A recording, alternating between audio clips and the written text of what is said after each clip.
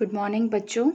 As you know that we have completed 5 chapters in science and we have done exercises also. And today we have to start a new chapter, that is combustion and flame, chapter number 6. इस chapter में हम ये देखने वाले हैं कि कौन कौन सी केमिकल प्रोसेसेस होती हैं बर्निंग के दौरान, कैसे कंबशन होता है और किस किस तरह की फ्लेम्स बनती हैं. सबसे पहले हम देखेंगे बच्चों कि what is combustion. Combustion, as you can see here, combustion is a chemical process in which a substance is burned to give, in the presence of oxygen, to give off heat is called combustion. Okay, a chemical process in which a substance reacts with oxygen to give off heat is called combustion. And the substance that undergoes combustion is said to be combustible and it is also called fuel. तो combustion वो process है बच्चों जिसमें कि oxygen के presence में substance react करता है और हीट देता है. ये जो सब्सटेंस है ये कंबस्टिबल होता है और इसी को हम फ्यूल भी कहते हैं. अब कभी कभी जो सब्सटेंस है वो लाइट भी देते हैं कंबशन के दौरान और फ्लेम भी देते हैं. ठीक है, तो इस तरह के कंबस्टिबल सब्सटेंस जो हैं वो कंबस्टिबल हैं या नहीं हैं, इसके लिए एक टेबल आपकी बुक में आपको यहाँ दिखाई दे रही है एक्टिविटी 6.1 में. You have to identify out of these materials, that is wood, paper, iron nails, kerosene oil, stone piece, straw, charcoal, matchsticks, glass. इसमें आपको आइडेंटिफाई करना है कि कौन सा सब्सटेंस जो है वो कंबस्टिबल है और कौन सा सब्सटेंस जो है वो नॉन कंबस्टिबल सब्सटेंस है. And then there is an activity children, burning candle वाली एक्टिविटी है. और इस एक्टिविटी में यदि आप ध्यान से देखें तो 3 पिक्चर्स आपको दिखाई दे रहे हैं. जो फर्स्ट पिक्चर है उसमें देखिए आप इस कैंडल को हमने ग्लास जार से ढका हुआ है और नीचे ये वुडन ब्लॉक्स यहाँ लगा रखे हैं तो इसको एयर प्रॉपर मिल रही है. अब सेकंड वाले में वुडन ब्लॉक्स को हटा दिया गया है तो एयर मिलना बंद हो गई है. थर्ड वाले में हमने इसको ऊपर से ढक दिया है तो अब थोड़ी बहुत भी एयर जो मिलना थी उसे वो भी अब नहीं मिल पा रही है. इसका मतलब कि जो थर्ड वाला है उसमें कैंडल पूरी तरह से बुझ जाएगी, सेकंड वाले में शायद वो स्मोक देगी और थर्ड में वो प्रॉपर बर्न होती रहेगी क्योंकि उसको ऑक्सीजन का रेगुलर सप्लाई हो रहा है. तो इसका मतलब क्या है कि कंबशन जो है उसको ऑक्सीजन का सप्लाई चाहिए होता है. ठीक है, इसी तरह से यहाँ पर कुछ एग्जाम्पल्स दे रखे हैं बच्चों. जैसे पहला ये एग्जाम्पल यहाँ आपको दिख रहा है कि if a person cot fire, उसके कपड़ों में आग लग गई है तो आप उसको ब्लैंकेट से रैप कर सकते हैं. इससे क्या होगा कि उसको ऑक्सीजन फर्दर नहीं मिल पाएगी और फिर बर्निंग को अवॉइड किया जा सकता है. एक पिक्चर आपको फॉरेस्ट फायर की यहाँ पर दिखाई दे रही है. फॉरेस्ट फायर में क्या होता है, जब it happens during extreme heat of summer at some places dry grasses catch fire. अधिकतर समर सीजन में होता है ये, और जो ड्राई ग्रास होती है वो फायर को कैच कर लेती है और उससे जंगल में आग लग जाती है और बहुत सारा नुकसान हो जाता है. तो यहाँ पर कंबशन की ही बात हो रही है. अब कंबशन की रिक्वायरमेंट क्या है? कंबशन के लिए हमने पढ़ा कि ऑक्सीजन नेसेसरी है, उसके अलावा कुछ टेम्परेचर भी जो है वो नेसेसरी होता है.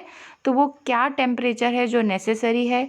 यहाँ पे आपको दिख रहा है बच्चों, the lowest temperature at which the substance catches fire is called its ignition temperature. मतलब एक पर्टिकुलर टेम्परेचर तो चाहिए ही जिसकी वजह से उसमें आग लग सकती हो, तो उस टेम्परेचर को हम कहते हैं इग्निशन टेम्परेचर. यहाँ पर एक बॉक्स में आपको हिस्ट्री ऑफ मैच स्टिक बताया हुआ है, जो मैच स्टिक आपको मैच बॉक्स में मिलती है.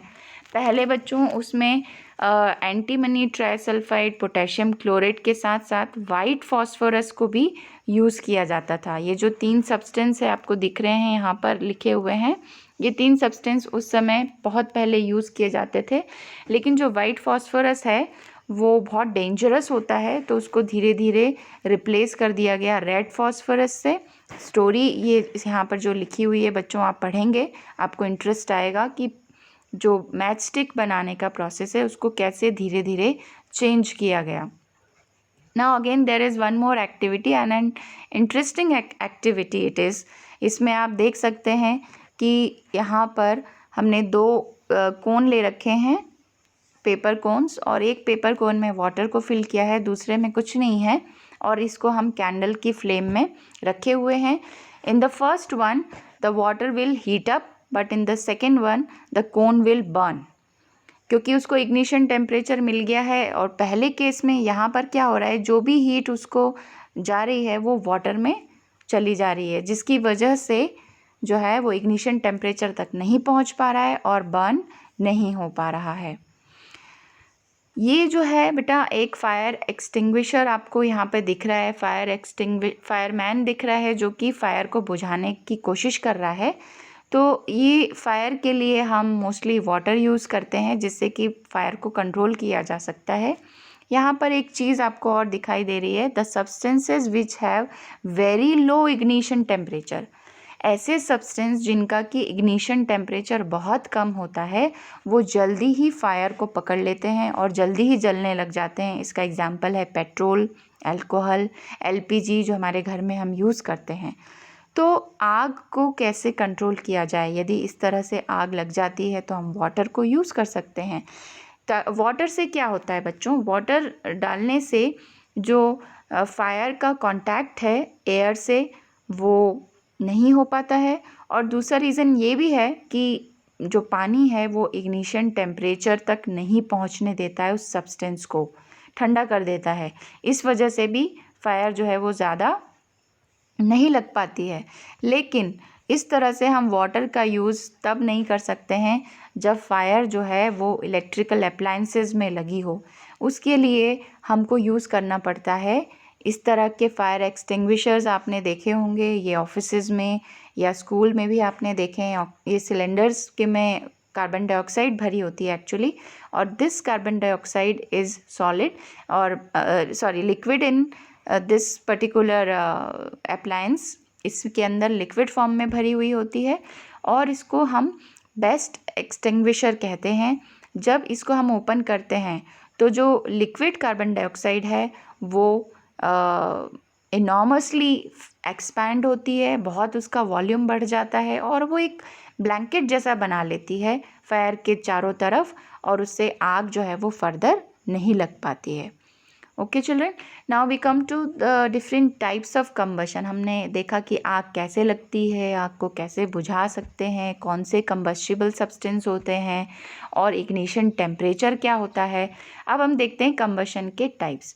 दो तरह के टाइप्स आपको यहाँ पर दिखाई दे रहे हैं। एक तो है रैपिड कंबशन, ठीक है, और एक है स्पॉन्टेनियस कंबशन।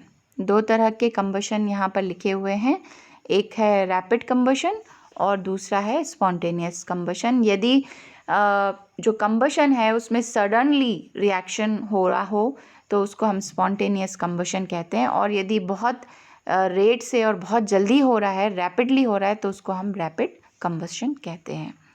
जैसे आपने देखा होगा कि फायरवर्क्स जो हम दिवाली पर क्रैकर्स वगैरह जलाते हैं तो उनमें एक सडन हीट, लाइट और साउंड प्रोड्यूस होती है। ये जो रिएक्शन है इसको हम एक्सप्लोजन कहते हैं। So this is about combustion children. Combustion जो है वो हमारे चैप्टर का आधा पार्ट है। इसके बाद जो है, जो second most important part of this chapter is flame. ठीक है, यहाँ पर एक अलग अलग तरह की फ्लेम्स के आपको पिक्चर भी दिखाए गए हैं। कैंडल की फ्लेम कैसी है, लैम्प की कैसी है, बर्नर की फ्लेम कैसी है। ये जो फ्लेम है, ये फ्लेम का मतलब आप समझ रहे हैं, इसकी बात हो रही है, दिस इज़ फ्लेम। तो अलग अलग तरह की फ्लेम्स आपको यहाँ पर दिखाई गई हैं। अब स्ट्रक्चर ऑफ जो फ्लेम है, ये टेबल बेटा आप खुद भरने की कोशिश करेंगे कि किस में फ्लेम बनती है और किस में फ्लेम नहीं बनती है। स्ट्रक्चर ऑफ फ्लेम जो है वो बहुत इम्पॉर्टेंट है, इस चैप्टर का बहुत इम्पॉर्टेंट पार्ट है। इसमें क्या बताया गया है स्ट्रक्चर ऑफ फ्लेम में, एक्चुअली जो फ्लेम होती है, आप इस पिक्चर को ध्यान से देखिए, बहुत इम्पॉर्टेंट पिक्चर है जिसमें कि फ्लेम का स्ट्रक्चर समझाया गया है और बताया गया है कि जो फ्लेम होती है उसमें अलग अलग जोन्स होते हैं। जो पहला जोन है आपको दिख रहा है आउटर जोन, ये ब्लू कलर का होता है और this is the hottest part. Then middle zone जो कि येलो कलर का होता है, ये मॉडरेटली हॉट होता है यानी मीडियम हॉट होता है। And then the inner most zone of unburnt wax, ये जो है ये लीस्ट हॉट होता है, ये सबसे कम गर्म होता है। तो ये 3 हिस्से फ्लेम के होते हैं। इस तरह का पिक्चर बेटा आपको एग्ज़ाम में पूछा जा सकता है कि फ्लेम का स्ट्रक्चर क्या होता है और फ्लेम की कौन कौन से जो जोन्स होते हैं उसके बारे में आपसे पूछा जा सकता है। Now we come to the fuel. Fuel क्या होता है? फ्यूल जो है, हम अलग अलग तरह से फ्यूल को यूज़ करते हैं, जैसे वुड है, चारकोल है, पेट्रोल है, केरोसिन है, ये सारे सब्सटेंस जो हैं वो फ्यूल कहलाते हैं। एक गुड फ्यूल की क्या क्वालिटीज़ हो सकती हैं? कैसा होना चाहिए फ्यूल? फ्यूल चीप होना चाहिए, ईज़िली बर्न होना चाहिए और एक large amount of heat produce करने वाला होना चाहिए। और यदि वो ऐसा फ्यूल है जो कोई ऐसे अनवांटेड मटेरियल या अनडिज़ायरेबल मटेरियल नहीं बनाता है तो वो एक आइडियल फ्यूल है। लेकिन बच्चों, there is probably no fuel that could be considered as an ideal fuel. ऐसा कोई फ्यूल नहीं है जिसको कि हम आइडियल फ्यूल कह सकें। पर हर एक फ्यूल की एफिशिएंसी होती है कि वो कुछ पर्टिकुलर तरीके से काम कर सकता है। तो हमको ये देखना है कि कोई फ्यूल जो है वो कैसे काम करता है। ठीक है, तो इसके लिए आपको यहाँ पर एक कैलोरीफिक वैल्यू करके एक डेफिनेशन दिया हुआ है। The amount of heat energy produced on complete combustion of 1 kg of fuel is called its calorific value. यानी 1 किलो ऑफ फ्यूल जब हम उसको कंप्लीट कंबशन करेंगे तो कितना हीट एनर्जी हमें मिल रहा है, ये उस फ्यूल का कैलोरीफिक वैल्यू होता है और इसको हम किलो जूल पर केजी में एक्सप्रेस करते हैं। ये बताता है, कैलोरीफिक वैल्यू से हम ये पता कर सकते हैं कि कौन सा फ्यूल कितना एफिशिएंट है। तो यहाँ पर बच्चों आपको एक टेबल भी दिख रही है जिसमें कि अलग अलग फ्यूल्स की कैलोरीफिक वैल्यू दे रखी हैं कि कौन सा फ्यूल कितना एफिशिएंट है। बच्चों, इसके साथ आपको ये भी पता होना चाहिए कि जो फ्यूल जो है वो हार्मफुल प्रोडक्ट्स भी बनाते हैं और हार्मफुल प्रोडक्ट्स बनाने की वजह से वो हमारे एटमॉस्फेयर में पॉल्यूशन करते हैं और इस जो भी वो फाइन पार्टिकल्स या पोल्यूटेंट्स एटमॉस्फेयर में रिलीज़ करते हैं उसकी वजह से these pollutants cause some respiratory diseases such as asthma etcetera. तो इस तरह की कुछ डिसीज़ेज़ होती हैं। अच्छा, ये भी आपको मालूम है कि अब हम स्विच ओवर कर रहे हैं, कोल और काऊ डंग केक्स यूज़ नहीं करते हैं, सबके घर में एलपीजी है। बट हमारे कंट्री के रूरल पार्ट्स में अभी भी इस तरह के फ्यूल का यूज़ होता है, जिसकी वजह से क्या हम डिफॉरेस्टेशन भी कर रहे हैं, ट्रीज़ को कट कर रहे हैं। इस तरह से हम अपने एनवायरनमेंट को धीरे धीरे पल्यूट करते जा रहे हैं। जब हम फ्यूल्स का कंबशन करते हैं बच्चों, यदि इनकम्प्लीट कंबशन हो जाए यानी कि पूरी तरह से कंबशन नहीं हो तो एक हार्मफुल गैस भी बनने लग जाती है जिसका नाम है कार्बन मोनोऑक्साइड। और ये जो कार्बन मोनोऑक्साइड है, इससे यदि ज़्यादा अमाउंट में हो जाए तो it is dangerous, it can lead to death, इससे डेथ भी हो सकती है। जो कंबशन है वो मेनली कौन सी गैस रिलीज़ करता है एटमॉस्फेयर में? It is carbon dioxide gas. ये एनवायरनमेंट में रिलीज़ करता है और इस कार्बन डाइऑक्साइड की वजह से जो हम एक समस्या से जूझ रहे हैं, एक प्रॉब्लम हम फेस कर रहे हैं, that problem is global warming.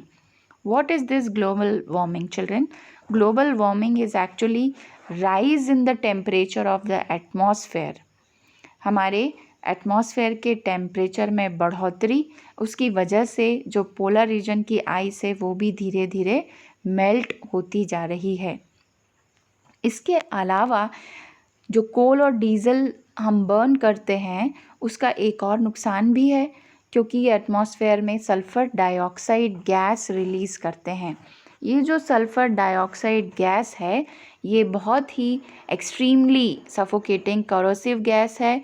इस गैस से, इसके ऑक्साइड से और इसके अलावा नाइट्रोजन के जो ऑक्साइड्स ये रिलीज़ करते हैं, सल्फ़र और नाइट्रोजन दोनों के ऑक्साइड्स पानी में घुल करके, ये देखिए यहाँ लिखा है रेन वाटर में घुल जाते हैं और ये क्या करते हैं, एसिड रेन के लिए रिस्पॉन्सिबल होते हैं। एसिड रेन की वजह से आपने नाम सुना होगा बच्चों, क्रॉप्स भी ख़राब हो जाती हैं, बिल्डिंग्स स्पॉइल हो जाती हैं।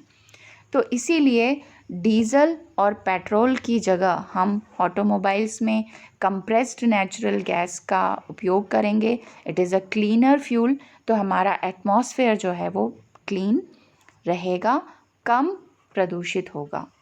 So this is all about the chapter children. इसमें कुछ कीवर्ड्स आपको यहाँ पर दिखाई दे रहे हैं। इन कीवर्ड्स को आप स्टडी कीजिए, अपनी बुक में से चैप्टर को पढ़िए और कोशिश कीजिए इन सारे कीवर्ड्स के मीनिंग आपको पता चल जाएं। और इसके अलावा जो है इसमें समरी भी है इस चैप्टर की, इसको भी आप रीड करने की कोशिश कीजिए। So first of all today's assignment is that you have to read the chapter from your book. आपकी बुक से इस चैप्टर को रीड करने की कोशिश कीजिए children, and have a good day.